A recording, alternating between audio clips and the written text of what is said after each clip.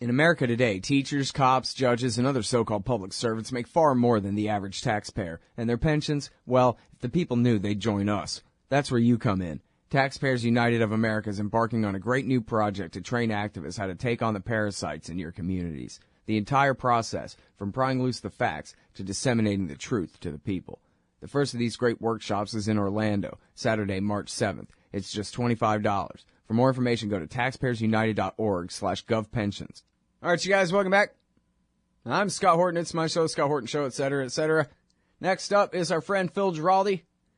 He formerly of the CIA and the DIA, and now executive director of the Council for the National Interest at councilforthenationalinterest.org. And he also writes for the American conservative magazine, UNS.com. And, wow, this one is in the Hill. Great, Phil. Welcome back to the show. How are you doing? I'm fine, Scott. How about you? I'm doing real good. Appreciate you joining us. And so, yeah, man, the big excitement to me is that apparently, and I don't want to jinx it, so all jinxes are off, but apparently Netanyahu is too deep. Now he cannot call off this speech. He's coming to town to give this speech, and I am just absolutely thrilled for all the reasons that most of his critics are upset. They're saying he's jeopardizing America's relationship with Israel. And so, you know, 3 cheers. That's what I think. But so I wonder, what is your take? What is the take of the Council for the National Interest on Netanyahu and his upcoming speech in Washington, D.C. here? Well, I mean, the Council for the National Interest believes that the relationship with Israel is wrong anyway, that it's far too one-sided in Israel's favor, and it basically has created a situation where the United States is hated by everyone else in that part of the world. So it's we want to see more balance, obviously, in the relationship, and I, like you, think that Netanyahu has finally gone more than a step too far. And he has a lot of people angry at him, and I think that this could be the moment of truth when people began to realize that the Israel-American relationship is a tremendous detriment for our country. Yeah, I was amazed. Apparently, this article came out on February the 2nd. It's Mark Perry, who I believe spoke at the conference that you guys put on a year ago about questioning this special relationship, formerly of foreign policy. And it's this article in Al Jazeera. Netanyahu's Congress invitation raises eyebrows among some U.S. generals, and eyebrows is understating it, I think. Got some pretty serious responses from some American military officers of the highest rank here. No wonder Netanyahu's, friends of Israel who are criticizing Netanyahu are concerned that there are going to be some long-term consequences from this. In fact, one of them even puts it in terms of, you're asking me to choose you over my commander-in-chief? Not exactly. Ever. Not ever. Yeah. Wow, that's pretty strong language kind of a thing. That's the way they framed it. Yeah, that's exactly right. I read the article, you sent it over to me, and it's absolutely astonishing. I mean, they're basically saying that he's attacking our whole system of government. And of course, they're right. Some of them kind of soft-shoot it a little bit, said, oh, yeah, well, I'm still a great friend of Israel and so on and so forth. But the reality is, and everybody in Washington who is not totally partisan on the issue understands that for a long time that Israel is a client state that has created more problems for us than has given us any benefit. And this is finally kind of coming to the fore, and it's long overdue. Mm. Well, I can't wait for the speech. I hope it's a disaster, and I don't know, maybe it'll go off pretty well or something. I know Congress likes him. It's a pretty nice audience to have, but I guess really it's sort of bringing this up in a way that I think most Americans never hear. I mean, I think about, what it was I knew before I started really paying close attention to stuff, and I have to go back a ways, I guess, but I think most Americans, they never hear of any daylight between America and Israel. They don't know much about Israel, but as far as they're concerned, they're a friend of ours and whatever. So for there to be a real contradiction between what the government of America is doing in its international relations and what the Israelis want, and that the Israelis are willing to go this far to try to obstruct, I think hopefully it'll get a lot of attention. Seems like it already is, kind of bringing the question of Israel up to Americans who've never even really considered the question before. They didn't even know it was an issue before. Yeah, and of course the other side story that's interesting is what's going to happen in Israel. Obviously Netanyahu has made a serious number of enemies as a result of this. People who see it just the way we've been discussing it, that Israel needs the United States a whole hell of a lot more than the United States needs Israel, and Netanyahu has successfully poisoned the relationship. So he might lose the election, and we might be seeing some politicians who, by and large, will embrace the same policies he does, but they might be people that are better at talking with the Palestinians. They might be people who see the real politic situation for Israel in a much clearer way. Mm-hmm. And now, as far as the fight over Iran here, I know you pay such close attention to this issue, but there's a major missing piece in this whole thing that I can't seem to nail down anywhere, which is, what is it that Netanyahu or the War Party, the Republicans especially, who agree with him on all of this, what is it that they want instead? Because when they claim any deal that allows for any civilian nuclear program in Iran is a bad deal and a non-starter, and they'll settle for nothing less than Iran completely abandoning their nuclear program, that's completely ridiculous. In fact, J.J. Goldberg has a thing in the forward today saying that, wait a minute, they're so apocalyptic and crazy, they're willing to try to make one nuke just to lob it at Israel and get their entire nation blown off the face of the earth with our H-bombs, and yet you also think they'll bow to our economic pressure of these sanctions and eventually just entirely abandon this program. It makes no sense. And now somebody on that side of the argument has to have some kind of argument that of a different future than make this deal where we're expanding the inspections beyond reason, and there's plenty of reason to be reassured, and that's as good as we can get. Yeah, and essentially that's what the White House is saying, although they're not saying it quite in those terms. But the fact is that these people that are like David Brooks came out again today. We had Krauthammer in the Washington Post yesterday, or was it today? The fact is, they don't want to deal with Iran on any terms. They want the United States to attack Iran and to eliminate Iran as a regional competitor for Israel in a military sense. That's what they want. And they're not going to verbalize it that way, but that's precisely what they want. But they know, Phil, that they can't have that unless the Iranians really try to start making nukes, which they're not doing. So it's just more Cold War is all that they're getting instead, right? Well, I think their expectations that they could have manipulated the U.S. into doing something that stupid were not that misplaced. Why look back the last 3 years with Netanyahu coming for these annual visits and trying each time to set up a red line or a tripwire that would obligate the United States to go to war with Iran. And there's still legislation sitting in Congress, I'm sure you're aware of, in both the House and the Senate, that has that kind of language in it, that if Israel is militarily threatened by Iran, the United States will go to war against Iran. There's all that kind of craziness floating around. So I suspect that they felt they had a really good shot at getting the United States to take Iran out of the game.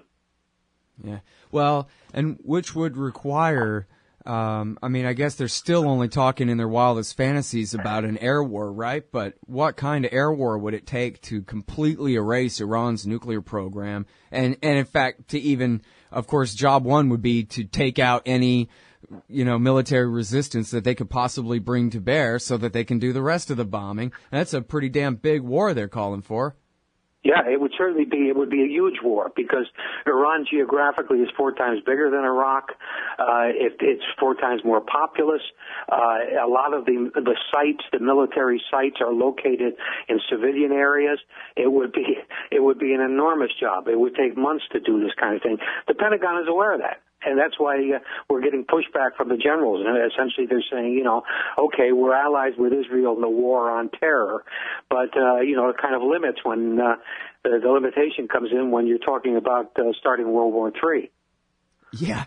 Well, and also, of course, and I thought that this was important, too, as you mentioned, that just the process where I think one of these generals in the Perry article says, I don't necessarily agree with Obama about Iran, but he's my president, not you, so shut up kind of thing. Like, at some point, rank counts, and he's the commander-in-chief, not Benjamin Netanyahu, the prime minister of a foreign country. Anyway, I'm sorry, we got to take this break. We'll be right back with Phil Giraldi. He's got a new one at the Hill, and we'll be talking about that right after this.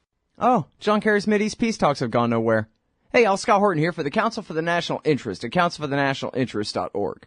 U.S. military and financial support for Israel's permanent occupations of the West Bank and Gaza Strip is immoral, and it threatens national security by helping generate terrorist attacks against our country. And face it, it's bad for Israel, too. Without our unlimited support, they would have much more incentive to reach a lasting peace with their neighbors. It's past time for us to make our government stop making matters worse. Help support CNI at councilforthenationalinterest.org.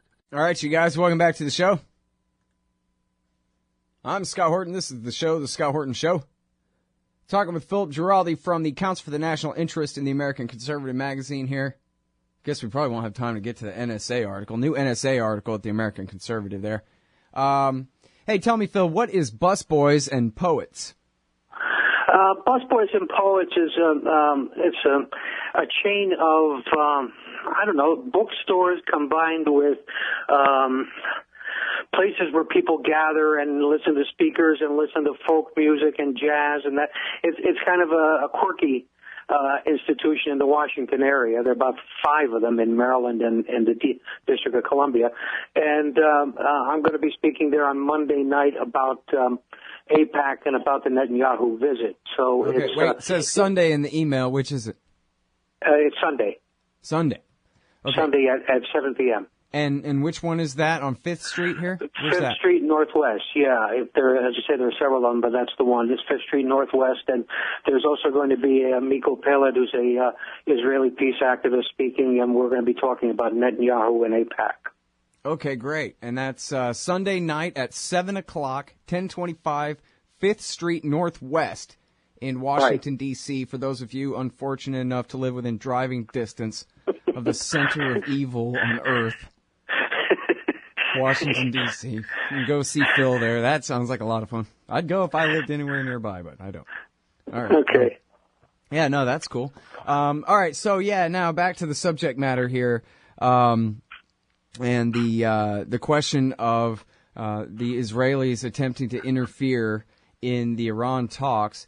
It doesn't seem like it's working as far as, well, I don't know what Obama. Okay, apparently is going to have a deal here, right? I mean, all trial balloons seem to indicate they're going to wrap this thing up in 6 weeks or so. But then, so what exactly could Netanyahu's Congress in Washington, D.C. do about that really to stop him, Phil? Well, Scott McConnell had a piece on this a couple of days ago. You probably saw it.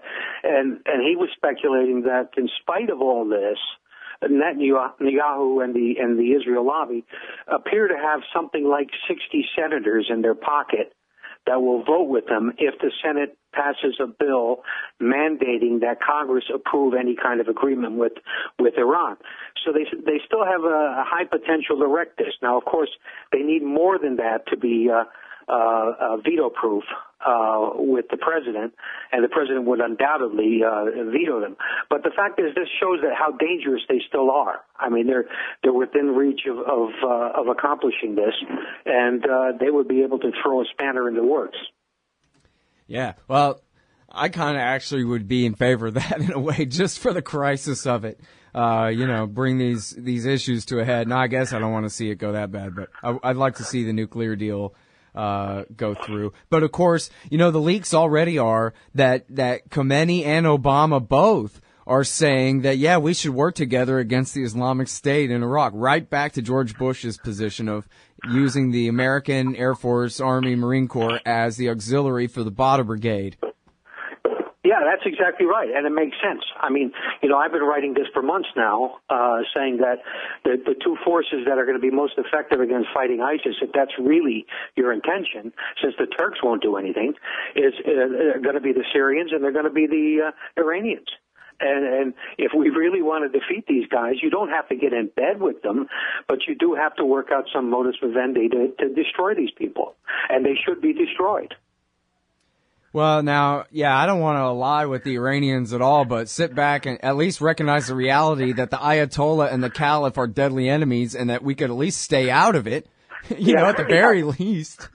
Yeah, exactly. I mean, we could use air power as appropriate. We could say, all right, we know what you guys are doing, and God bless, go right ahead. We don't have to enter into an alliance with these people. We don't have to embrace them as entities.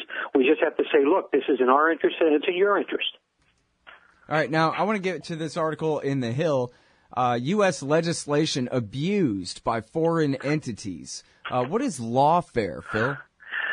Lawfare is the use of our legal system, or any legal system in general, to basically fight a war by other means. And what it essentially means in the modern context is that it is generally something that's carried out by Israel, although it is carried out by others too, but primarily by Israel, which has a quasi-independent part of its government that does this sort of thing. And what they do is they sue other entities in court to tie them up, to get their money, to basically punish them. And the latest case last week in New York involved several Israeli citizens suing in a New York court for an attack or a series of attacks that took place in Israel, and demanding compensation from the Palestinian Authority. And they won the case, and the damages could be as much as $1 billion, which would bankrupt the Palestinian Authority. All right, and now, well, obviously quite a few issues raised here, but I wonder about the lawsuit abuse. Are there not judges who see it this way too? And aren't there already precedents from all kinds of different cases where courts can prevent people from bringing frivolous suits or suits that are intended to just harass rather than really accomplish their stated goal? Yeah, you have to find a judge who's sympathetic, and certainly in New York City you will find them. And there have been a couple cases where the State Department has intervened in the case of Saudi Arabia back a couple years ago to tell the courts that this is not in our interest for diplomatic reasons and everything to pursue this. They didn't do that in the case of the Palestinian Authority. And so, yeah, you have to find a sympathetic judge. The people who engage in lawfare don't care if the suits are frivolous, because the idea is to tie the other guy up, make him get lawyers, make him do this, make him do that. And it's essentially what they're willing to do as part of the process. Yeah. And now, so before we get to the suit against the PA that would really turn the West Bank, in effect, right over to the Israelis again, as you say here, can you talk about this previous case here and a little bit of a, as kind of an explanation of how this works, this Shirat Hadin thing? Well, I cite a couple of cases. I mean, there was one case that I found sort of bizarre, where they were going after the Chinese government for the Chinese National Bank having opened an account for Hamas, and none of this took place in the United States. None of this took place involving an American citizen, but they would nevertheless got quite far in the prosecution in terms of trying to get $1 billion out of the Bank of China. So this is essentially how it works, and there have been a whole lot of other cases. By the way, on that one, was that effective? Did the Bank of China end up having to change their business and the way they dealt with Hamas at all? Well, they had to close the account, that's for sure. But it worked, huh? Yeah, so they didn't win any damages. But there are other cases in the United States where there are lawfare is at work, where they're trying to shut down Palestinian groups at college campuses, and attempts to get BDS, boycott, divestment, and because what they're claiming is that Jewish students are having they're uncomfortable because of what the Palestinians are saying and doing, and people complaining about Israel, and so there are a number of lawsuits of that nature too in the United States, and that's all lawfare. Mm-hmm. Well, and especially it's just ridiculous to see the way this goes on college campuses, which are supposed to be bastions of free thought and debate and all of this stuff, and those kind of suits, or at least the controversies that I'm familiar with, seem to be silly on their face. I became scared when I saw a Palestinian flag. Well, the fear is in you. Sorry, there's nothing terroristic about a Palestinian flag, for crying out loud. Yeah, it's that kind of stuff. But see, the idea is not necessarily to win. The idea is to tie these other people up, make them spend money, or make them back off because they don't have the resources to contest this kind of thing. Yeah. So it's insidious, and these people who are doing this, it's all overseas. I mean, apart from like this stuff at campuses, but all of the terrorist acts and everything that they're trying to get the big settlements from took place somewhere else, and very few of them involved American citizens or dual nationals in any way. So it's like our courts are being used to prosecute these cases, which are essentially political.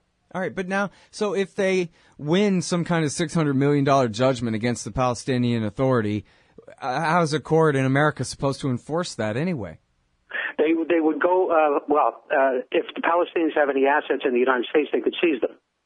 And they could also seize the money that the Israelis have been withholding from the Palestinians since the Palestinians registered with the International Criminal Court. Right. That's about $400 million, $450 million, I think, right now. Right, the so Israelis they could just collect seize all that the money. Yeah, they would seize that money, and the Palestinian Authority would go out of business. There would be no schools, there would be no hospitals, there would be no anything. There would be no security services, so the Israelis would have to reoccupy the West Bank.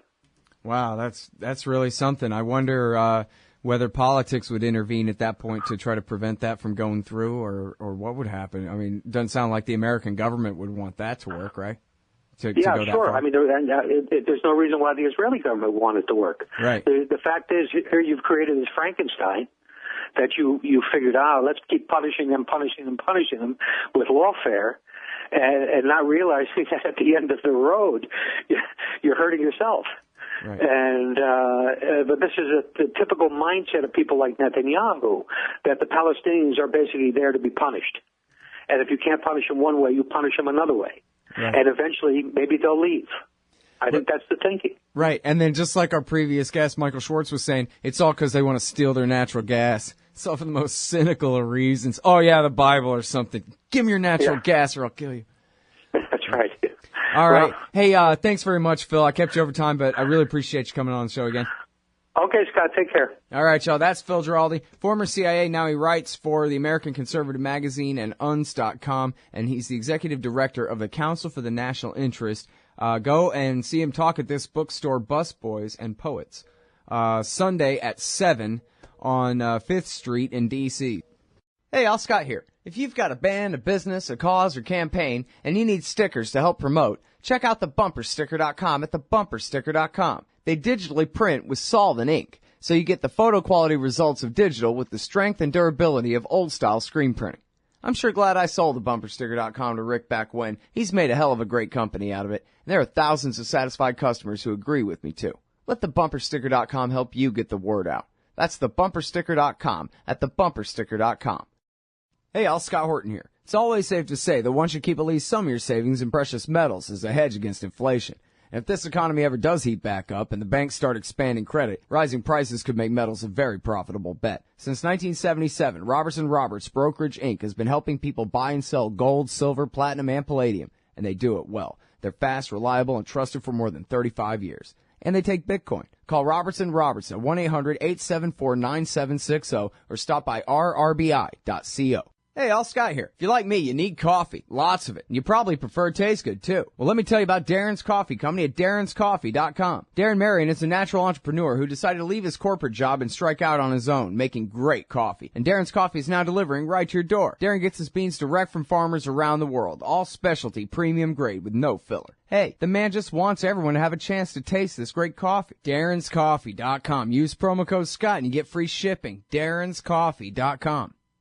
You hate government? One of them libertarian types? Or maybe you just can't stand the president, gun grabbers, or warmongers. Me too. That's why I invented LibertyStickers.com. Well, Rick owns it now, and I didn't make up all of them, but still, if you're driving around and want to tell everyone else how wrong their politics are, there's only one place to go. LibertyStickers.com has got your bumper covered. Left, right, libertarian, empire, police, state, founders, quotes, central banking. Yes, bumper stickers about central banking. Lots of them. And, well, everything that matters. LibertyStickers.com. Everyone else's stickers suck.